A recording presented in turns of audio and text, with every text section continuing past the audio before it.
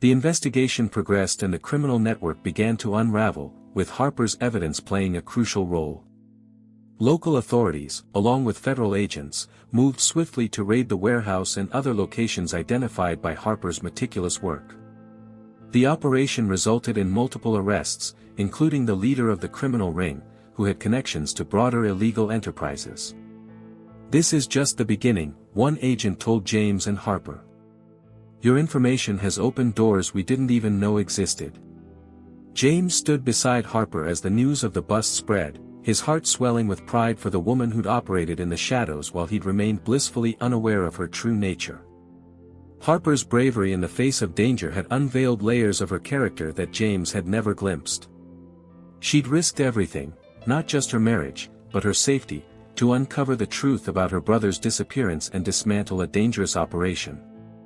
The warehouse ordeal had forced James to confront the profound misjudgment of his wife, realizing that the convenient marriage had blinded him to her inner strength and the depth of her love for family.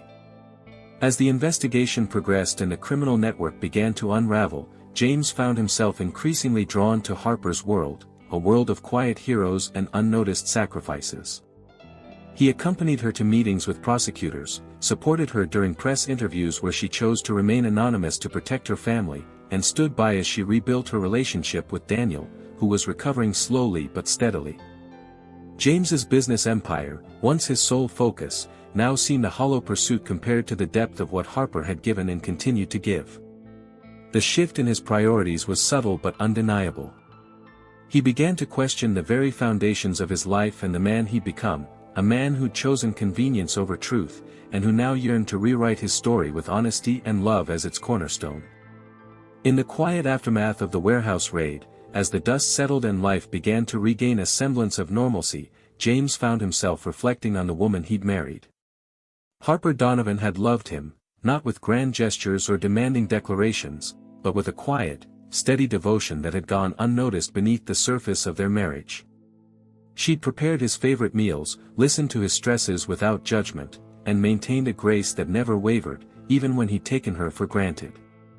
Her love had been a silent force, always present but rarely acknowledged, a fact that gnawed at James with the persistence of a migraine.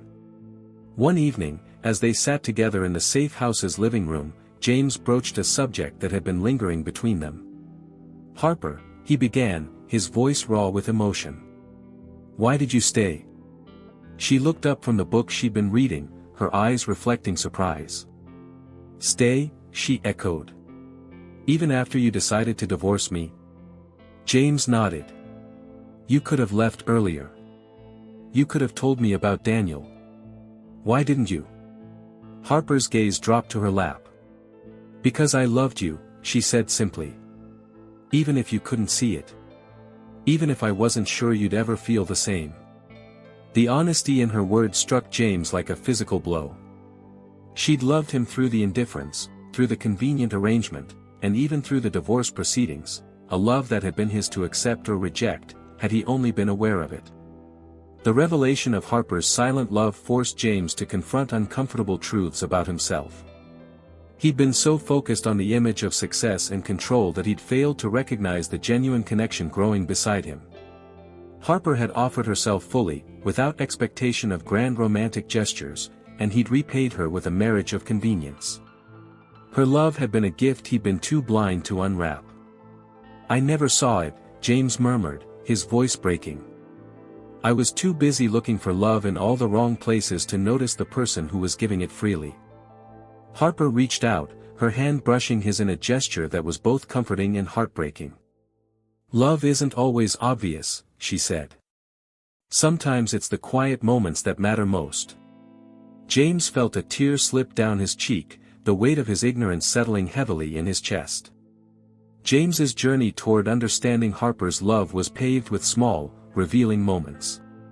He remembered the time she'd stayed up all night to help him prepare for a critical presentation, her quiet suggestions improving his speech in ways he'd never acknowledged. He recalled the way she'd intuitively known when to give him space and when to offer comfort without being asked, an emotional intelligence he'd dismissed as mere politeness. There was the memory of her playing the piano during a thunderstorm, the melody calming him in a way he'd attributed to the music rather than her presence. Each recollection was a piece of evidence, painting a picture of a love that had been there all along, waiting for him to recognize it. Harper's silent love had extended beyond James to the people and causes she'd championed. She'd used the resources from their marriage to fund her brother's search and support women in need, all while maintaining the facade of a perfect, if emotionless, union.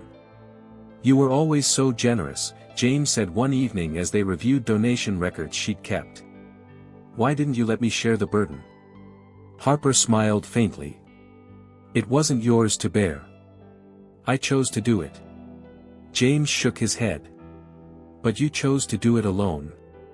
The weight of her sacrifices pressed down on him, a lifetime of shouldering pain and responsibility without complaint. Harper's love had been selfless to the point of invisibility, and James was only beginning to grasp the depth of what she'd given. As James continued to explore Harper's world, he discovered the full extent of her silent devotion. She'd maintained a network of contacts to aid women escaping abusive relationships, using her art sales and anonymous donations to provide them with resources and hope. "You've changed so many lives," James said, his voice filled with awe. Harper shrugged. "Small contributions," she replied. "But they matter." James recognized the same determination in her that had driven her to search for Daniel, a determination fueled by a love that asked nothing in return. The more he learned, the more he realized that Harper's love for him had been an extension of this selfless nature. She'd loved him not for what he could give her, but for who he might become if he chose to see the light. James's understanding deepened when he uncovered a series of letters Harper had written but never sent, letters filled with unspoken emotions and quiet declarations of love. "I watch you when you sleep," she'd written in one. "It's the only time I feel like I truly know you." Another read, "I'm learning to accept that love isn't always about being seen. Sometimes it's about waiting, hoping, and believing in the person you love even when they can't see you yet."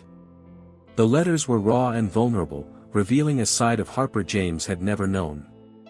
She'd poured her heart into words he'd never read, loving him in silence while he'd built walls to keep her out. The realization was both humbling and devastating.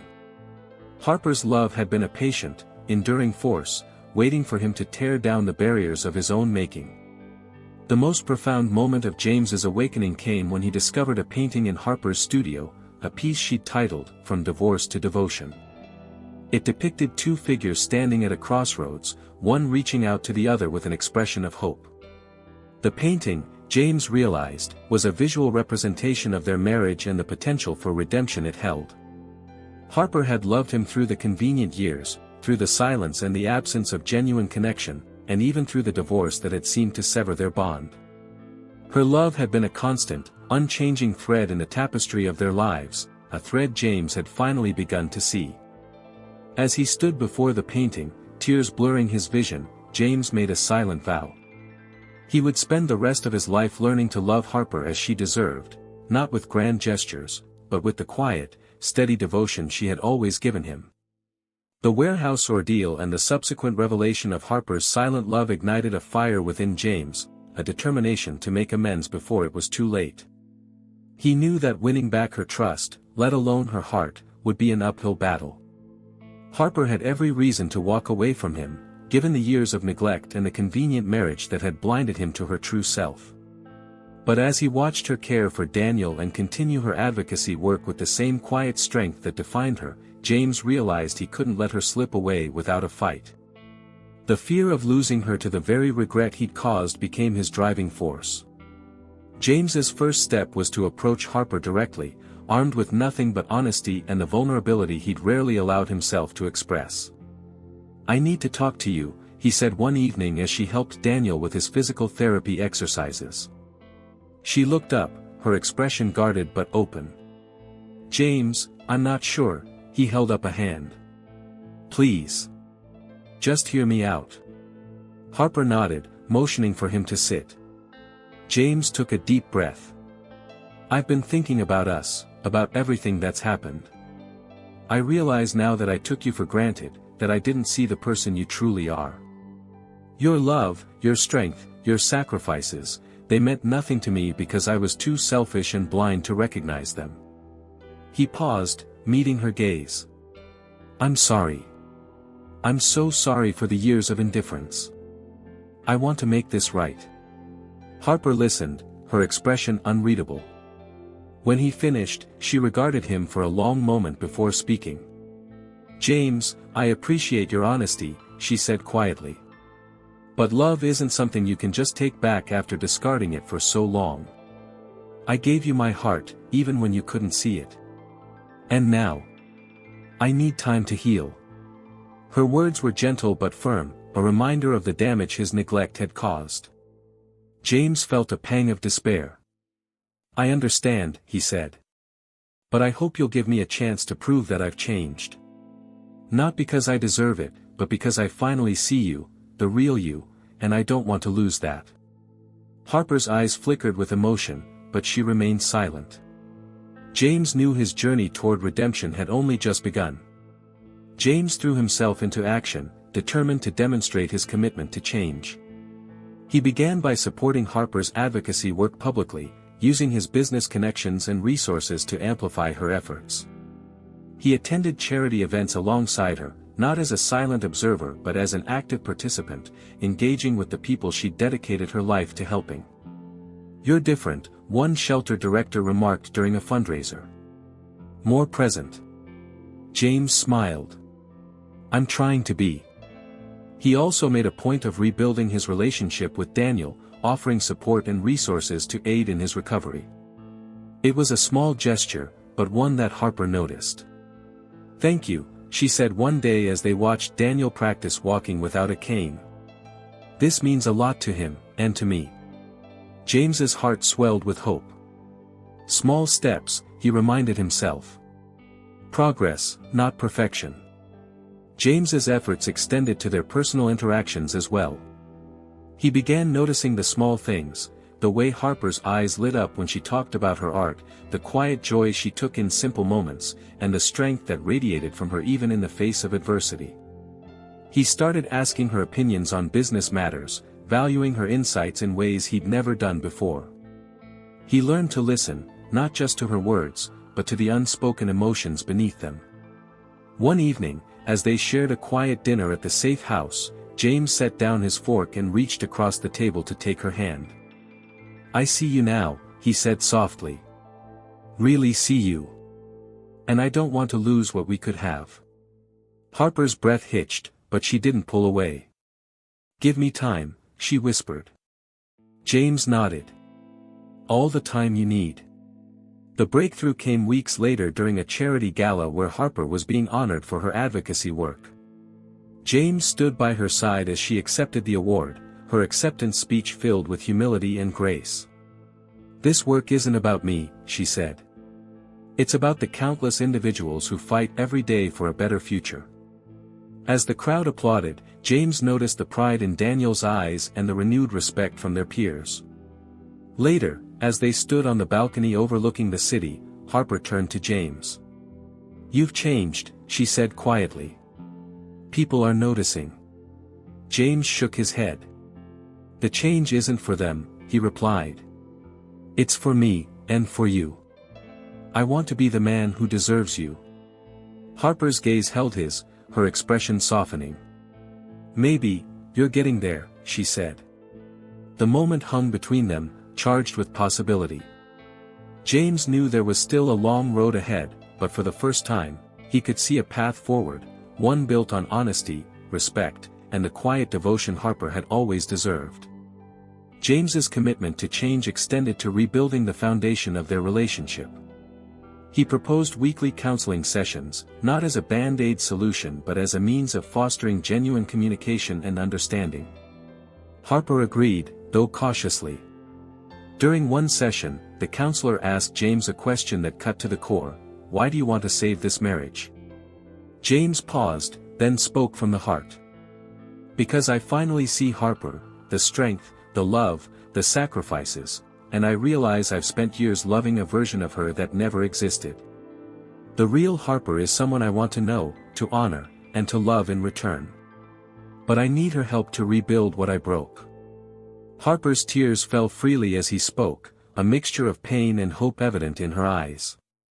It was a vulnerable moment, one that marked a turning point in their journey toward healing. As weeks turned into months, James's dedication to winning back Harper's trust began to yield subtle but meaningful results. She grew more open with him, sharing details about her day and her thoughts in ways she'd never done before. They started rebuilding their connection through shared activities, visiting art galleries together, collaborating on charity projects, and even taking up cooking classes, during which James marveled at Harper's natural talent for creating dishes that were as beautiful as her paintings. "You've got flour in your hair," she teased one evening as they attempted to bake a cake. James laughed, a genuine, unguarded sound. "And you've got frosting on your nose." The moment was light, filled with a joy that had been absent for years. It was in these small, everyday interactions that James began to understand the depth of Harper's love and the possibility of a future built on truth. Despite the progress they'd made, Harper remained cautious, her trust in James rebuilding at a pace that frustrated yet humbled him. He understood her hesitation. Years of neglect and a convenient marriage couldn't be erased overnight. But the fear of losing her lingered, casting a shadow over even their happiest moments. That shadow turned to cold reality one morning when James arrived at the safe house to find it empty. The door stood ajar, and inside, the rooms were bare of personal belongings. Harper and Daniel were gone, leaving no note, no explanation, no trace. Panic surged through James as he searched the empty space, his mind racing with worst-case scenarios. Had the criminal organization found them? Had Harper decided to cut ties completely? He checked his phone, finding no missed calls or messages. Desperation propelled him to contact everyone he knew who might have information, friends, contacts, even the authorities. "She's been very private about her plans," the detective who'd worked on the warehouse case told him. "If she doesn't want to be found, she won't be." James's heart sank. Harper had vanished, and with her, any hope of the future he'd begun to imagine. The absence of Harper felt like a physical wound. James wandered through their now empty penthouse, memories taunting him at every turn. He found small items she'd left behind, a scarf she'd forgotten, a book marked to a specific page, a half-finished painting in the studio. Each relic was a testament to the life they'd shared and the connection he'd nearly rebuilt.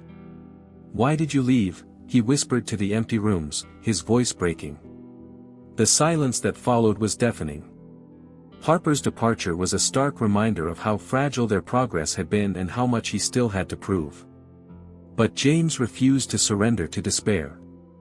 He would find her, not out of possession, but out of love and a genuine desire to honor the woman she truly was. James's investigation into Harper's disappearance began methodically. He started by retracing her steps in the days leading up to her leaving. At the safe house, he discovered a single clue, a sketchbook hidden beneath the mattress, its pages filled with drawings of a coastal town he didn't recognize. The art style was unmistakably Harper's, her observations of the town's harbor, its lighthouse, and the people who lived there rendered with her signature blend of realism and emotional depth. "She's been planning this," James realized, his heart quickening with hope. The sketchbook also contained a list of supplies and a set of coordinates leading to a small beachside community. James packed a bag, determined to follow the trail she'd left, perhaps intentionally, for him to find.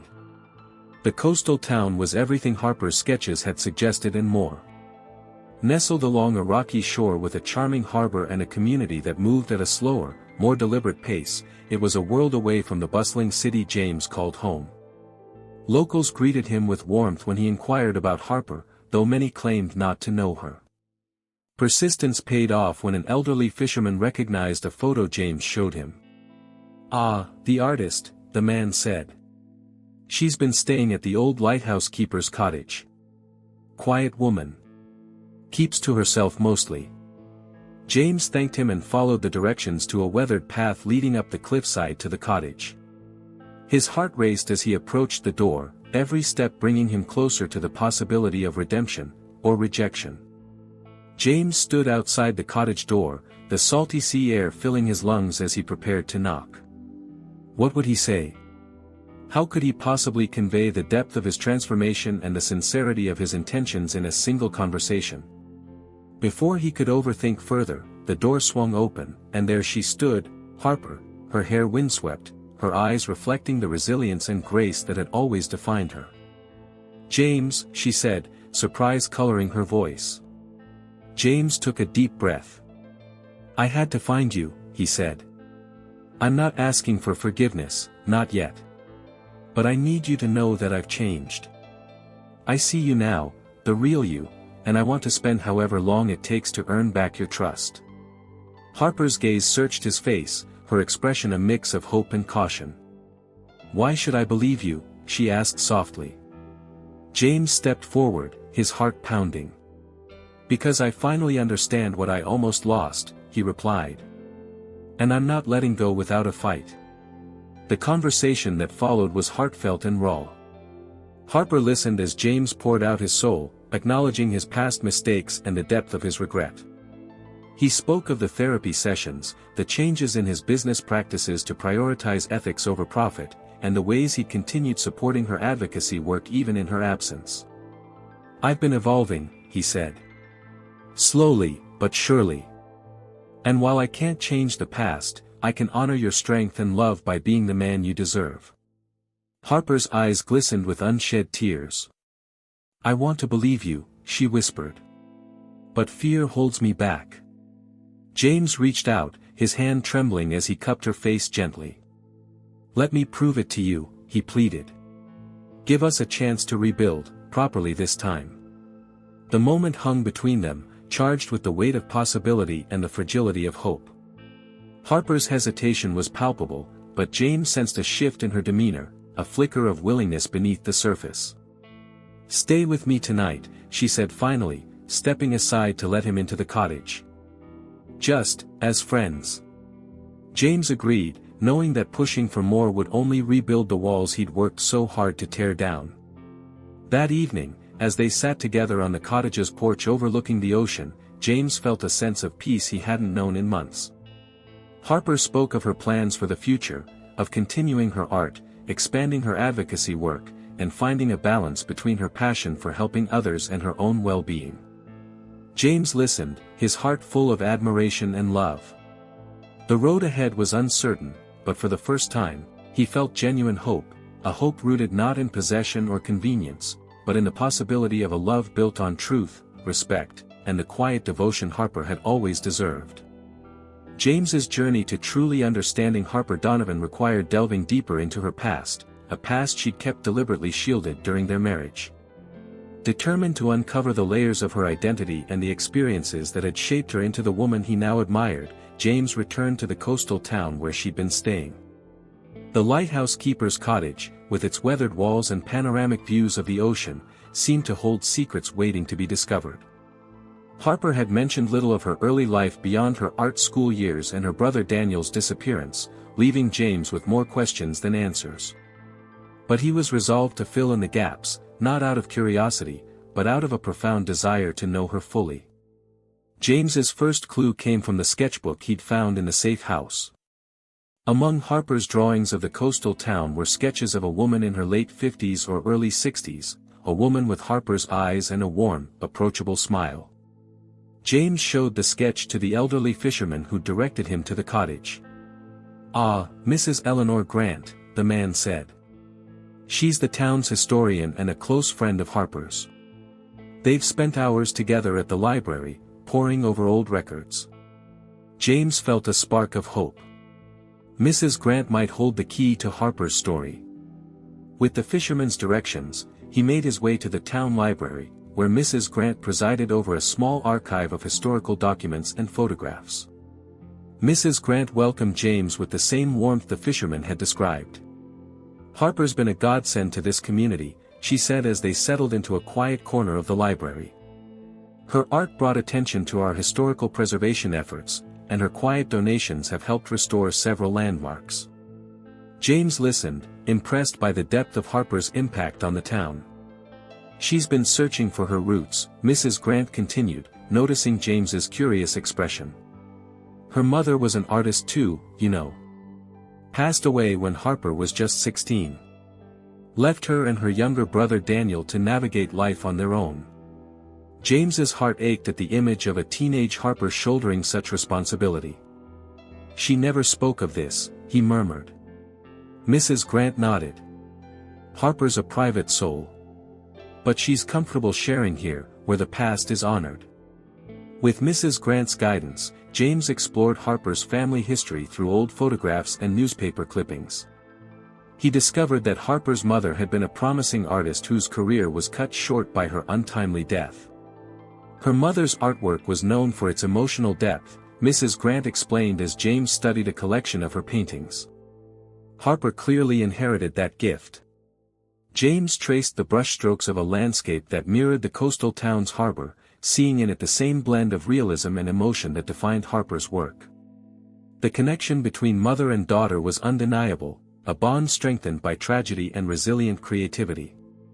James realized with a start that Harper's art wasn't just a talent, it was a legacy she carried forward despite the pain. Mrs. Grant also revealed that Harper had spent summers in the coastal town during her youth, staying with relatives after her mother's passing. These visits had provided her with a sense of stability and belonging during turbulent times. "She found solace in the ocean and the community here," Mrs. Grant said. "It's why she chose to return after Daniel disappeared. This place represents safety and continuity for her." James nodded, recalling how at ease Harper had seemed in the cottage, as if the ocean's rhythm had always been part of her. The town wasn't just a temporary refuge, it was a piece of her identity, a link to the person she'd been before life's burdens had shaped her into the resilient woman he knew today. James's exploration of Harper's past took a poignant turn when Mrs. Grant showed him a series of letters written by Harper's mother to her children.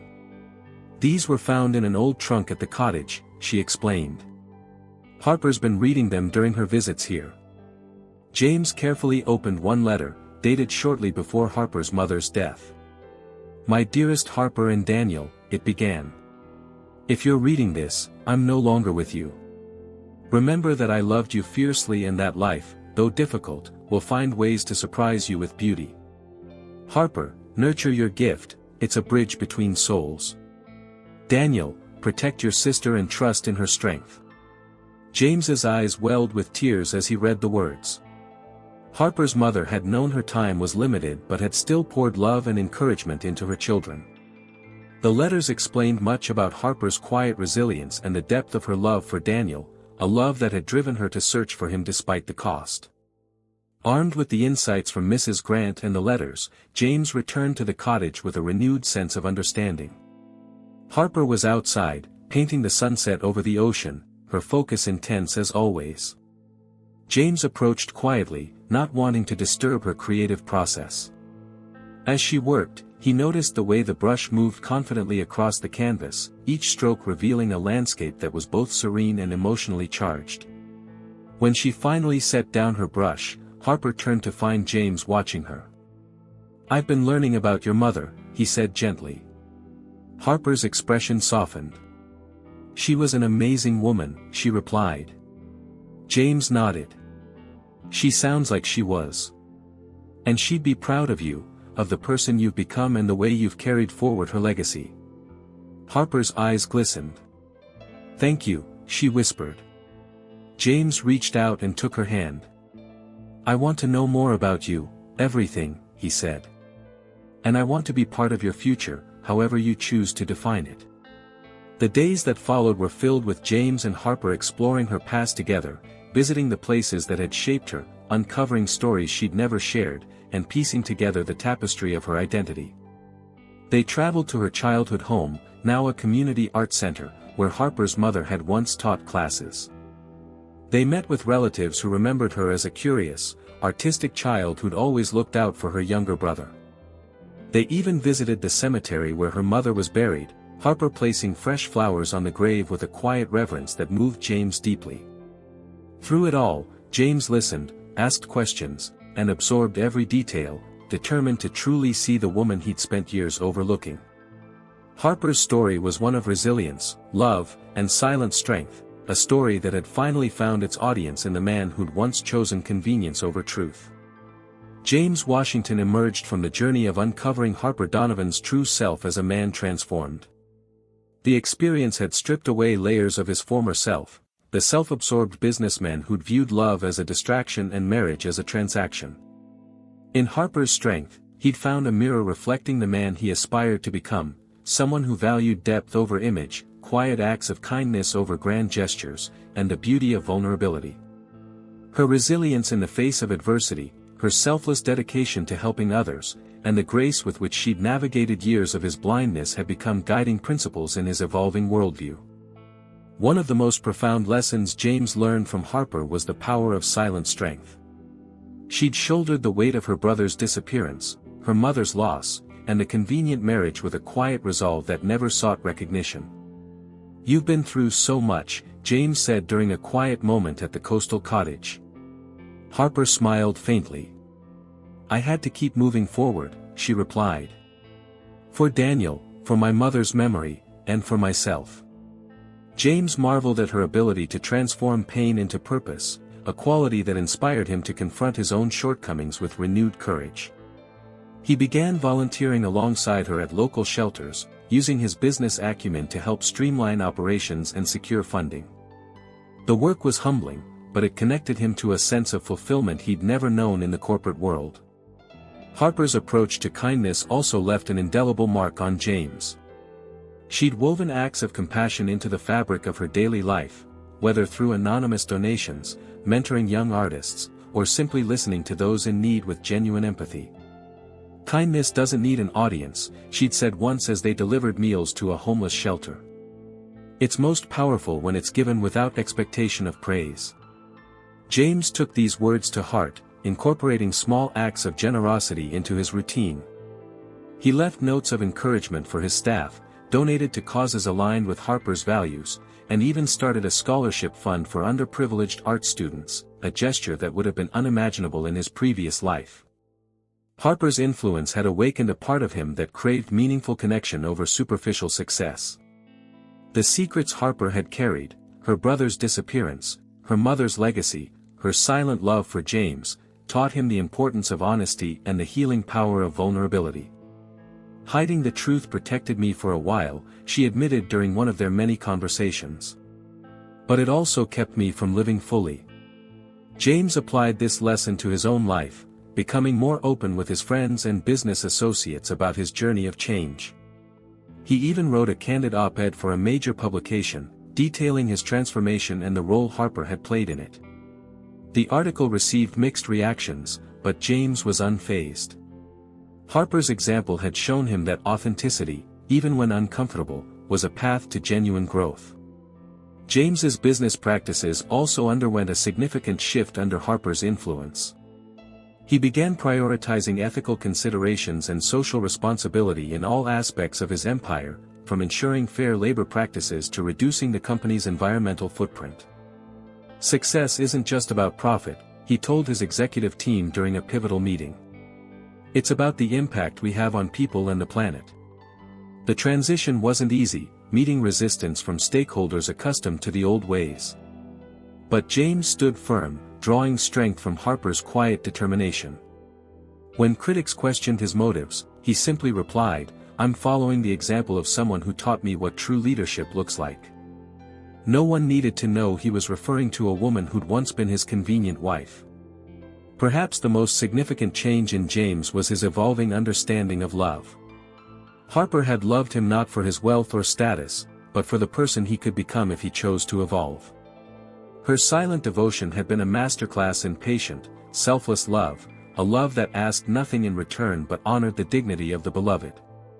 James began to emulate this in his relationships, learning to listen without judgment, to support without expectation, and to value emotional intimacy alongside physical presence. His interactions with friends and family deepened as a result, and he found himself craving the authenticity that had once felt like a burden. Love, he realized, wasn't a weakness but a source of strength, one that Harper had possessed in abundance all along. James's transformation extended to his artistic appreciation as well. Harper's passion for art had opened his eyes to a world of emotion and expression he'd previously dismissed as irrelevant to his success-driven life.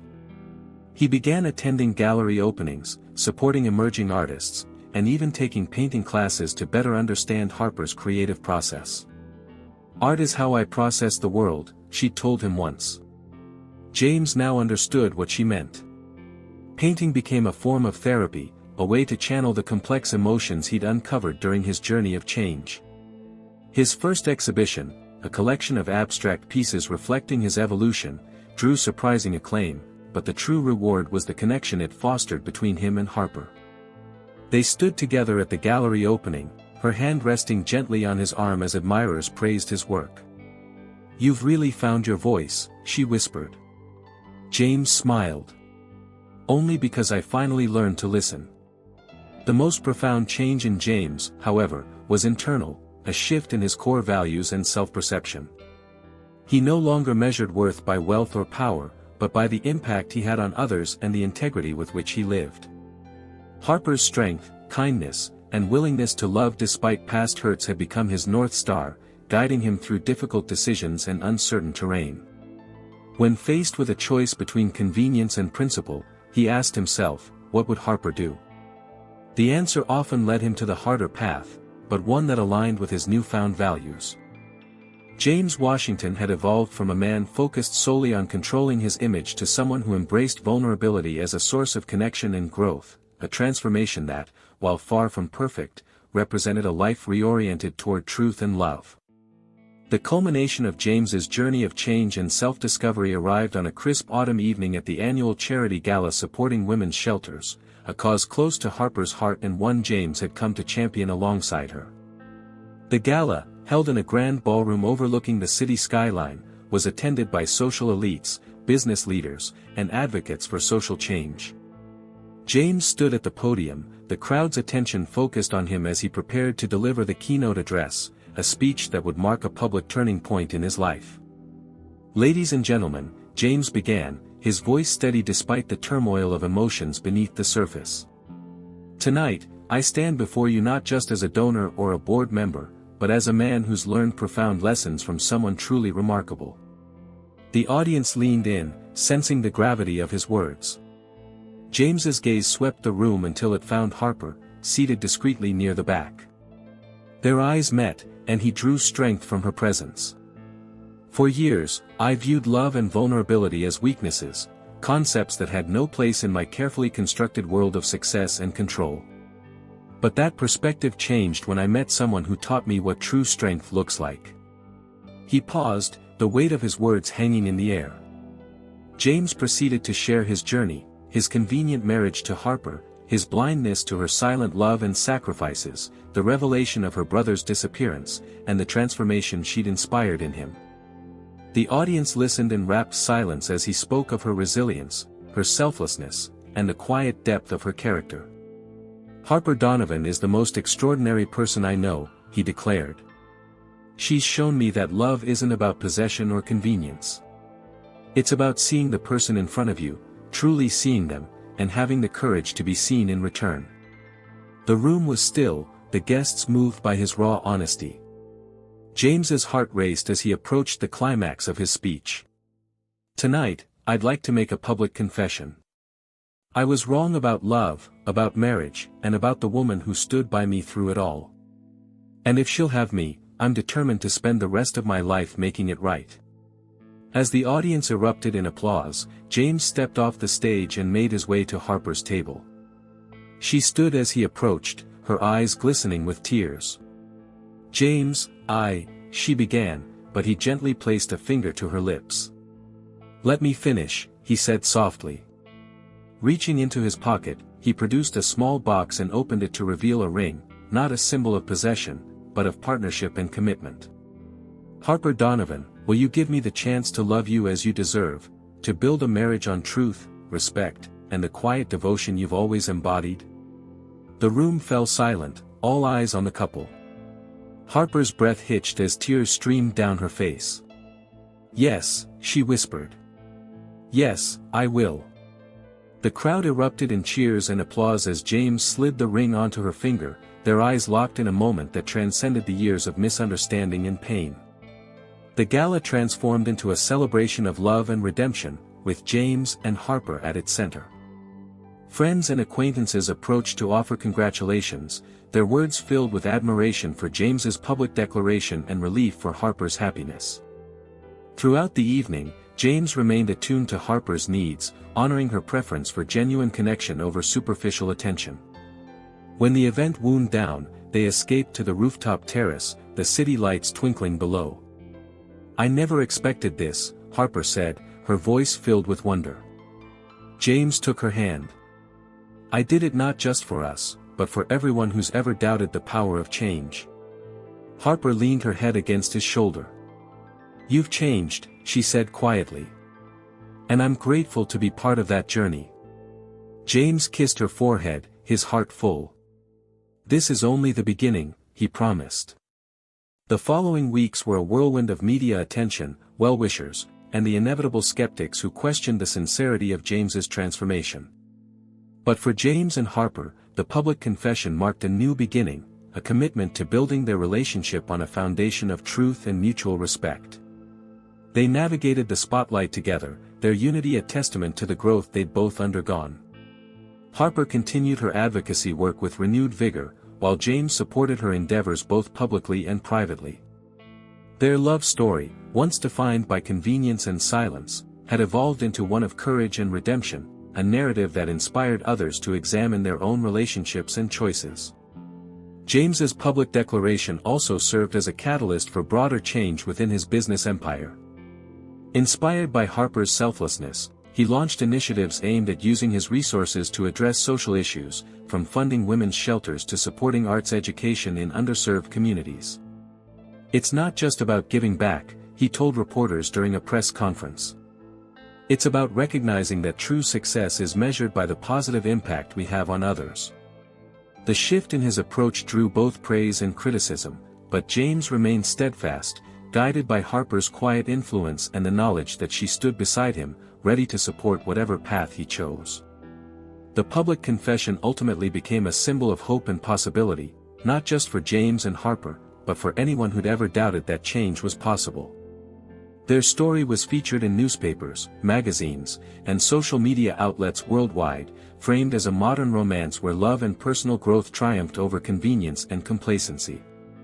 For James, the experience reinforced a profound truth, that vulnerability, honesty, and the willingness to evolve were the cornerstones of a meaningful life. And as he stood beside Harper at a follow-up charity event months later, their fingers intertwined and their hearts aligned, James knew that this was only the beginning of a journey they would navigate together, one step, one truth, and one act of love at a time. The days following James's public confession were filled with a mix of hope and uncertainty. Harper had accepted his proposal, but the path forward remained uncharted. She'd witnessed James's transformation firsthand, the therapy, the volunteering, the genuine efforts to support her causes, and yet, a small part of her struggled to fully let go of the past. Could the man who'd once valued convenience over connection truly become the partner she'd always deserved? The question lingered like a cloud on the horizon, casting shadows over moments of happiness. Harper's hesitation found voice during a quiet evening at the coastal cottage. As they sat together on the porch, watching the sunset paint the sky in hues of orange and pink, she turned to James. "I believe you've changed," she said softly. "But change isn't just about actions, it's about motives. Why did you really pursue me after the divorce? Was it guilt, or something deeper?" James felt the weight of her question. He'd expected this moment, the moment when she'd ask for the truth behind his transformation. Taking her hand, he guided her to sit closer. "At first, it was guilt," he admitted. "I felt terrible for not seeing you. But as I got to know the real you, the strength, the kindness, the resilience, I fell in love with the person you truly are. It's not about making up for the past anymore. It's about building a future where you never have to hide your light again." Harper listened, her expression contemplative. "I need honesty, James, not just in words, but in every aspect of our lives," she said. "No more secrets. No more convenient half-truths." James nodded, his resolve strengthening. "You'll have complete honesty from me," he vowed. "I'll share my schedule, my finances, my thoughts, everything. No part of me will be off limits. Harper's eyes searched his face. And if I need space, she asked. Or if I'm struggling with trust? James smiled gently. I'll give you space. I'll be patient. I'll prove through actions, not just words, that you can rely on me. The sincerity in his voice seemed to reach her, but Harper remained thoughtful. I need time to heal, she said finally. But I'm willing to try, truly try, if you are. James understood that Harper's decision to forgive and fully embrace a renewed relationship with him would be a gradual process. He committed to attending couples therapy sessions alongside her, where they navigated the complexities of rebuilding trust and communication. During one session, the therapist posed a challenging question, James, what will you do if Harper's doubts persist despite your efforts? James paused, then spoke from the heart. I'll keep showing up, he said. Not to change her mind, but to honor her journey. Her healing isn't about me, it's about her. And if, in the end, she decides she can't forgive me, I'll respect that decision and be grateful for the lessons she's taught me. Harper's eyes welled with tears at his response. I don't want to lose you, she whispered. James took her hand. You won't, he promised. Not as long as I have breath in my body. The breakthrough in Harper's decision came during a visit to her mother's grave. James accompanied her, standing silently by her side as she placed fresh flowers on the burial site and shared memories of her mother's wisdom and love. When she finished, Harper turned to James. My mother always said that forgiveness isn't about forgetting, it's about choosing to release the past's hold on you. James nodded. I understand. Harper took a deep breath. I forgive you, James, not because you deserve it, but because holding on to the pain was weighing me down. But forgiveness doesn't mean the work is done. We still have to rebuild, and that takes both of us. James's heart swelled with hope. I'm ready, he said. Ready to do whatever it takes. Harper's smile was tentative but genuine. Then let's start, she said, taking his hand and leading him away from the cemetery and toward a future filled with possibility. Harper's choice to forgive wasn't a single moment but a series of conscious decisions, a daily commitment to embracing the new James while honoring the healing she still required. There were setbacks, moments of doubt and frustration, but they faced each challenge together, their bond strengthening through the process. James proved his dedication by consistently prioritizing Harper's needs and emotional well-being, whether by supporting her art career, encouraging her to pursue a long-delayed solo exhibition, or simply being present during her difficult moments. You're different, a friend remarked to Harper one day. Happier. More at peace.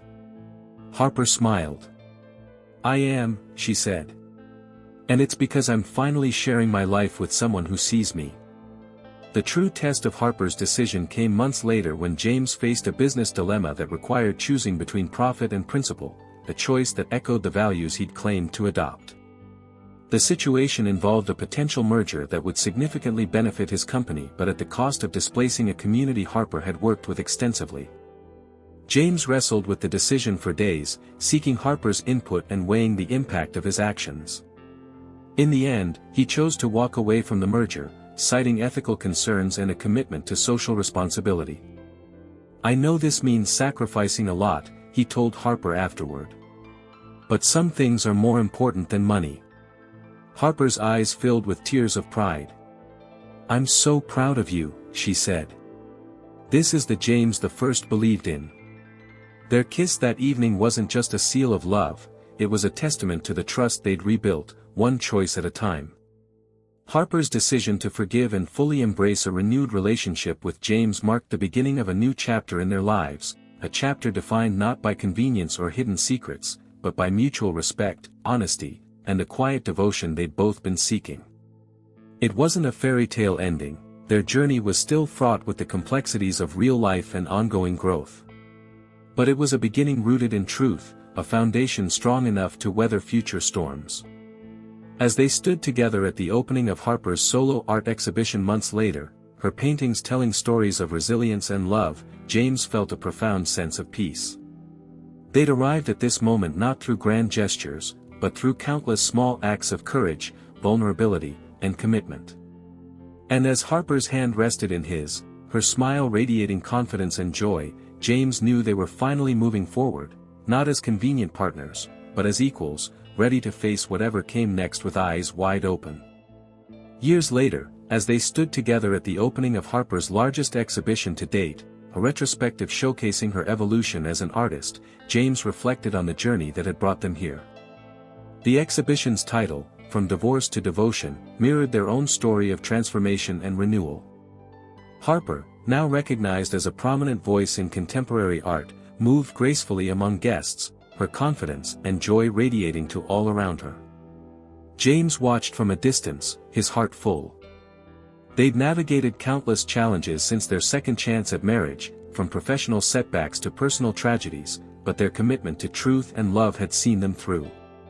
As Harper joined him at his side later that evening, she took his hand and whispered, "I'm glad we found our way back to each other." James kissed her forehead. "Me too," he said. "Every day." James and Harper's story became a testament to the power of redemption, honesty, and the resilience of love when given a second chance. Their journey from a marriage of convenience to one built on devotion served as an inspiration to many who believed love could evolve and grow through even the darkest of times.